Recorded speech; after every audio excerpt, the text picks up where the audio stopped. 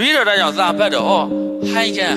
ဆိုတာဘာတော့ဆိုမသိဘူးကေရှူတယ်တို့ကေတွေပါတင်တယ်တော့လား happy water တော့ပါတော့အခုခေတ်ရေးတဲ့ခေတ်လူငယ်တွေရေးတဲ့စာအုပ်တွေလိုက်ပါတိုင်းဟိုင်းကန်ဆိုတာဘလို့ခန်းဟိုကေရှူတယ်ဆိုတာဘလို့ကိုဘာတွေတော့ဘလို့တွေလောက်တာတော့သူ့ရဲ့တတ္တိကဘာတွေတော့ကိုယ်တိုင်တော့ချမကြည့်အောင်လေချကြည့်လို့ပဲရကြိုက်သွားမှာပေါ့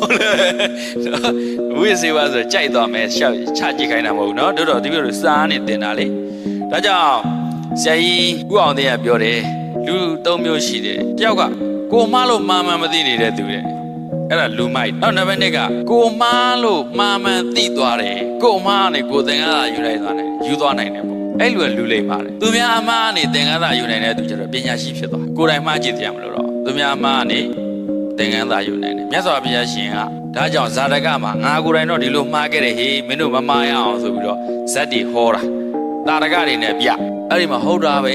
သူကတကယ်တွေ့ကြုံရှိတဲ့ပုဂ္ဂိုလ်ကြီးပဲငါတော့ဒီလိုကောင်းခဲ့တယ်ဟေးမိဘတွေပေါ့ငါဘလို့ဒီလိုကောင်းခဲ့တာဟာသဝနာသာမဇတ်တို့ဟုတ်လားနန္ဒီယဇတ်တို့အဲ့လိုမျိုးတွေပေါ့ဗျာပြောပြတာသူများကောင်းတာတွေကနေလေသင်္ကန်းသာယူလို့ရအတူယူလို့ရနော်လောကမှာကိုမလို့မမသိနေရင်လူမကိုမလို့မသိသွားရင်လူလိမ္မာပဲသူများအမားနေသင်္ကန်းသာယူသွားရင်ပညာရှိဒါကြောင့်စာများများဖတ်